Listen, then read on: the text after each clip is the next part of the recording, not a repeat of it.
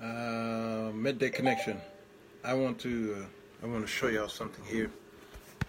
This is how white America view mental illness as it pertains to black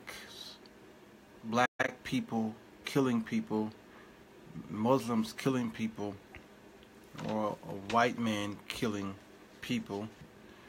This is on my local affiliate here, Fox affiliate here, and they are interviewing a psychologist and talking about the shooting that happened in Florida. Gun laws. The march started in the Loop and ended at Trump Tower. The rally in Chicago, just one of several others nationwide. And the recent shootings are also calling for more awareness of mental health issues. So what role does mental health play in these shootings? Lori Post is the director of the Institute for Public Health and Medicine and a professor of emergency medicine at the Feinberg School of Medicine at Northwestern. And Lori, you are also a violence prevention expert. First of all, thanks for joining us this afternoon. Thank you for having me. Here we go again. Let's start with the suspect. He had a history of being bullied. He got kicked out of his high school. He had recently lost his parents, living at home with some friends' parents, and they said they had no idea what was going on with this young man. What went wrong here? So after an event like this where several people are murdered, we can always look backwards and connect the dots. So if we want to think about prevention, we have to connect those dots before they happen, and those dots were there.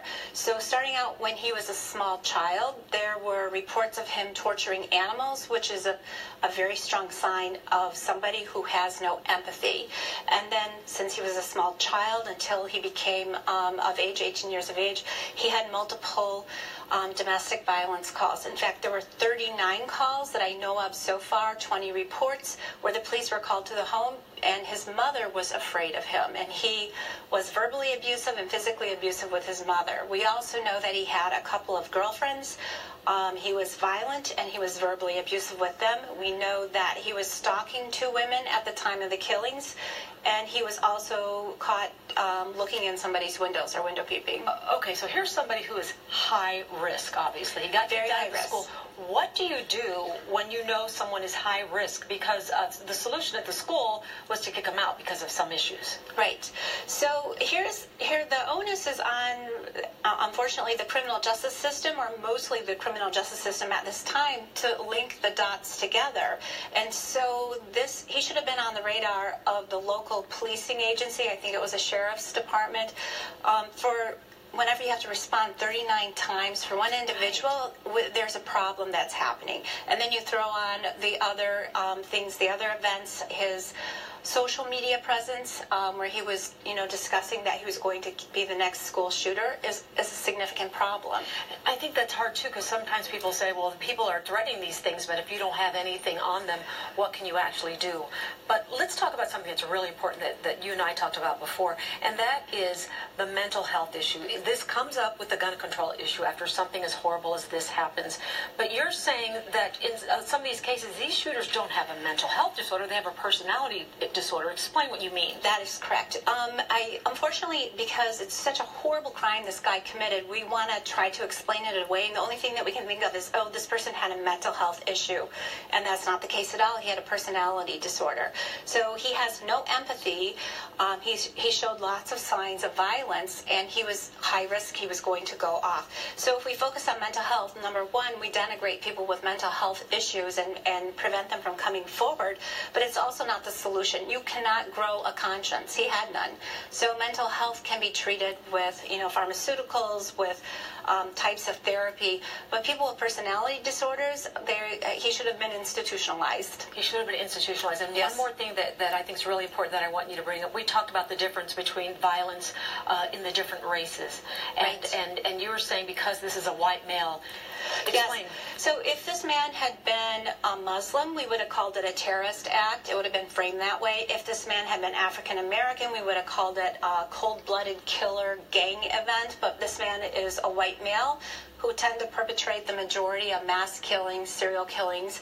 We call it a mental health issue. He did not have a mental health issue. from a criminal justice perspective, we want to know, is he cognizant of what he did and what were the ramifications? And he definitely knew what he did. He already said he has regret, he feels remorse, he feels sad about what he did. But psychopaths who have no empathy care about one thing, and that is getting caught and protecting themselves. He does not want to die with the death penalty. So therefore, he's made these claims that he feels bad about what he did, which also shows, I mean, it kind of contradicts what they say with the mental health thing. He's cognizant of what he did. Right. He planned it out. He planned the day. He planned how to do it. He picked the Valentine's Day because an ex-girlfriend had a new boyfriend. He picked the end of the day with most students present. He pulled the fire alarm. This took lots of forethought. So what I've gotten from this conversation, I think, is very interesting, the things you brought up. Most importantly, though, it sounds like there needs to be some follow-up with these cases. Thanks so much for coming in, breaking this down for us. It's very complicated and very complex, so we appreciate you coming in. Thank you, Lori. And coming up, thinking about... All right, what y'all want to say about that? Go ahead and comment below. I've done too many shows on mental issues, mental health. I've had professionals to come on the show because it's above my pay grade. I only study psychology at home through my books and online and talking to people, but I can't offer my services to anybody when they're dealing with mental health. So I bring in people who's spent a lot of years in college and they're on the job. And they all say the same thing about this. I think this is the best analogy I've heard, though, from anybody, black or white, when it comes to mass shootings and what have you. Notice the things that she said about him, and we're seeing the same traits in many of our politicians. Donald Trump fits a lot of this. We says he's mentally ill, but there's a personality issue going on here. Notice she says no empathy. It's like they are heartless. The shooting happened, and notice how Trump went over there, or he made a news cast or whatever you call it, and he tried to show empathy, and all he could do was read from the teleprompter. It just was cold because it's difficult for him. And I'm not saying so much that I try not to compare presidents. I try not to. I look at the Sandy Hook killing, and I looked at the response of Barack Obama. And again, for those of you on YouTube and want to crucify me, says I'm a leftard and I'm not of the Democratic Party. I'm actually a conservative. I actually voted Republican during the 8 years of Barack Obama. But I will say, if you looked at when he came and tried to address the nation, he got caught up in an emotion because he imagined his children. He saw his daughters. He got caught up and he couldn't, and almost like he couldn't continue, and he paused, and you saw him tear up. That was the real emotion of a father, of a man who's got emotions and who's in tune with it. This boy purposely shot those people. He was in his mind at the time. There is something that the world can't see, and that's the spiritual aspect of things. This boy has been overtaken possibly by a demonic possession, and he don't know what to do with it. And I believe that many people who have personality disorders, many of them are demonically possessed, and they have different demons in them. Scripture talks about the story of the man that was cutting himself. One gospel says that there was one, the other gospel says there was two. They were not going against each other, just that the one gospel didn't just bring out the other person. But nevertheless, when Jesus asks, who are you? The demons in them says, we are legion, for we are many.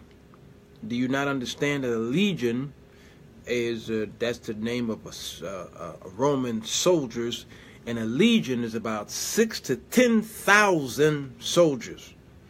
That's how many demons was in one person. and that man was cutting himself and palsy and all kind of stuff. He had a whole bunch of problems. Personality trait. Intellectual, trying to understand socially what a demon is. Michael Perry. See, I didn't even read what you said, and so we talking the same spirit here. When a white person do this kind of thing, they are mental. If a black person had done it, they called him a monster or worse. Yep, Annie Jefferson, and that's what she said. To hear a white person say that is encouraging.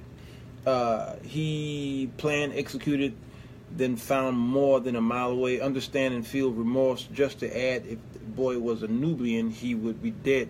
That, yeah, evangelist, that's, yeah, I hear you. If he had done this in other countries today, then if he had shot these people today, tonight or tomorrow, he would be dead. Okay? Because many other nations don't work like we do. They kill you. That's why the murder rate, the crime rate in many of those other territories is not as high as America.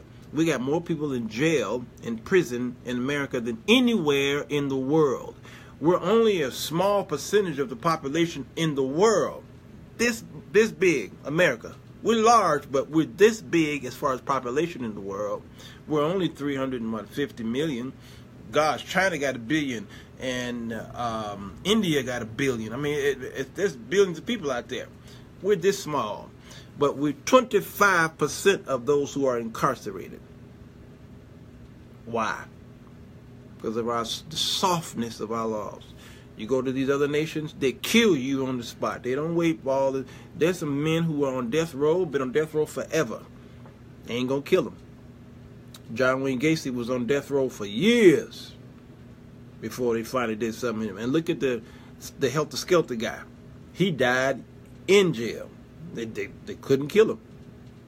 Man, please. We don't realize how blessed we are and how also we protecting murderers. A black man would have died.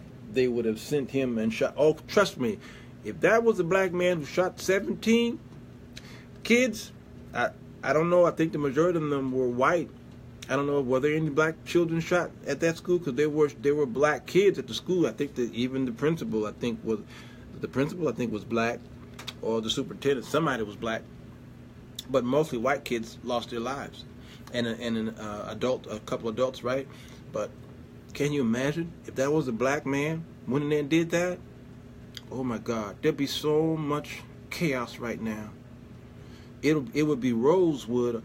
Is it Rosewood or Roswell? Rosewood, the movie where they went and that white woman said that this black man raped her, and the whole town, the whole black communities burned down. Just like Black Wall Street, they burned it down because of stuff like this. All right. So can you imagine if a black man did this? Can you imagine the safety level of black people down there in Florida right now? Can you imagine the white supremacists traveling from around the country, coming down there and marching with their little flames again? Can you imagine the chaos and the narrative behind what they would be calling this black man right now? I just can't even imagine it. So, this white boy, I believe, yes, I believe this white woman right here, that he does have a personality trait. I don't want y'all to get so deep, you black Christians, please don't get so deep to where you can't analyze when something like this is a disorder. Why? Because we are emotional people, and for a man to shoot up children, we can't. I don't even know how to say this. Thank you, Stephen Rosewood. It's difficult for us to see past anything other than he did this on purpose, which he did. So, but if we put that answer on every white boy who killed folks in a mass murder, and never listened to the people who are trained in psychology, I think we're missing a point here. Do you not know that there are many people in your church houses that are mentally ill who also have personality disorders, their dysfunction up here in your churches, they speak in tongues. They shout, and they're on your praise team, play your organs, and some of them are your pastors. They are manic depressed. They have bipolar, schizophrenia, okay, in your churches. And you don't see, notice what she said, that the family said they didn't even realize it. The friends, like, we didn't even spot it. Yet he was acting this way, and the policeman called how many times? 29, 39, I don't know how many times. And the FBI dropped the ball. He wasn't old enough to buy hard liquor, but they gave him an assault weapon. He passed the background check for an assault weapon, but can't buy hard liquor. America, we in trouble. The irony is black schools or in intercity schools are safer than, ain't that something? Ain't that safer than suburban schools on rural schools, because we have metal detectors, drones, and plenty of police presence. Cassandra Booker, ain't that about nothing? You listen to Fox News and they will say that black people are killing everybody in America. But how many shootings happen in black schools? How many? Look at Chicago. Look every time you hear about a shooting. Hardly ever, never do you hear about a shooting in the schools. Why? They've taken care of it. That problem they've taken care of. Preventive measures, they took care of it. It ain't happening. But America is a free nation, and our freedom has cost many of our families their lives, because the Bible says safety, peace and safety is happening, and then sudden destruction. Y'all are too comfortable. Yeah, they are calling the family, his parents lost parents. What? I don't understand. You have to retype that, Evangelist Merritt. Retype that. So I just wanted to give y'all a midday connection. Midday connections are not long. I just want y'all to see some of the hypocrisy, not just on television, but through us as well. Don't dismiss mental illness, because if you do that, then Satan wins. Because Satan used mental illness to reign supreme. You see, one thing that Satan does is that he tries to become invisible. That is his biggest trick. He ain't trying to show you he's here. He's being invisible so that you don't believe that he's here. Then number two, you won't believe that he even exists. And that's the greatest trick that he has played on the saints. After a while, y'all believe it, he don't even exist, because you'll stop preaching and teaching on demonology in your churches. You don't do it in Bible study no more, so now you don't even think he's even here. So don't dismiss mental illness. I know y'all, it's easy to dismiss it when it comes to mass shootings. I get it, it's the emotion behind it. But if you keep dismissing it, it's going to continue to creep up in your area, in your churches, in your homes, in your communities, and you're going to be surrounded by it, but you dismiss it because it is taboo. Okay? I dated a woman who was manic depressed and bipolar, and it was something, but she was one of the most spiritual people that I knew. All right, so be careful. Don't be fooled by that, because if you dismiss it, it could be this very thing that come and bite you. All right, so I cannot analyze this boy. I let her do it, the woman on the news there. I let her do it, and other people have done it as well. So I just listen to them.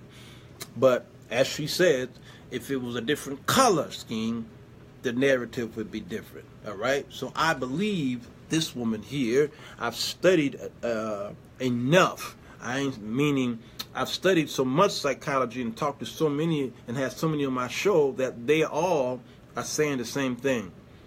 This is a disorder, and there was a difference. I believe there's a psychosomatic, a psychosis thing going on even with Donald Trump. Okay, because he has this narcissistic traits, and emotionally he's not connected, and I think that's why his wife acts the way she does around him, because she realized that she's been knowing this, there is an emotional disconnect. I blogged about this last week through tears. My heart breaks at this tragedy, but innocent victims aren't black or white, but God's children. I don't have the time or words to address this, but it needs to change. This punk deserves a bullet between the eyes of black and white. Joe Hill, that's true. This show is about mental illness and the color scheme. So I'll handle that show for you, Joe Hill. This is an emotional for all of us. It hurt me to the core. And I didn't care what color those kids were. I didn't care what color those Sandy Hook kids were. I heard when the commander here was shot dead last week, white man. I even hurt when I heard that Donald Trump Jr.'s wife opened a piece of mail and a powder substance came out of it, and the first report says that she felt ill and they rushed her to the hospital. Right away my heart leaped. Why? For personhood, for respect of persons, because the Christ that lives in me woke up in me. The Holy Spirit that in me woke up in me. The compassion woke up in me for this person. And it doesn't matter if I don't like a man's politics. Don't matter. That is a soul. All right? And I said, oh my God, please God, protect her. Please God, heal her. If this is what I think it could be, God, don't let her die. That's all that was going through my mind while I was driving down the street. So I'm with Joe Hill. It don't matter. It's not a black or white thing. It is a person. It is a person thing. And we should always feel the pain of anybody out there who feels pain or who has lost their lives. All right? Okay? God says those people were made in my image. And he says a life for life. He didn't change that. And that's Genesis chapter 9, I believe. You go there for yourself. All right? So, again, this is some mental stuff going on here. I believe it. But also, there are people who have periodic snaptitude. They snap. And then they revert back to normalcy, if that's the place. There are people who drink a lot of alcohol, but they are functioning alcoholics. But they're still alcoholics. There are people who are mentally distraught and have personality disorders, but they are in their right mind at certain times. You understand what I'm saying? So people, I hear you black people, I hear y'all saying, he did it on purpose. True. And I hear y'all saying they always bring up the mental thing, but you need to examine the mental thing as well. Sometimes you need to examine it. Because just because a man gets up every morning, brushes his teeth, comb his hair, watch TV, and do intellectual things, don't mean he ain't mentally ill. Go out there and y'all don't do this, so I'm going to ask you, go out there to the streets and talk to homeless people. Many of them exemplify mental illness and personality traits, many of them. But when you keep talking to them, you will hear some of the most intelligent, psychological, inept, all right? They're philosophers. They know scripture. I mean, they know it. It's just amazing when you talk to some of them. But then that other part of them comes out. So it's easy to say he was in his right mind all the time for him to plan that out. That's true. It's easy for you to say that.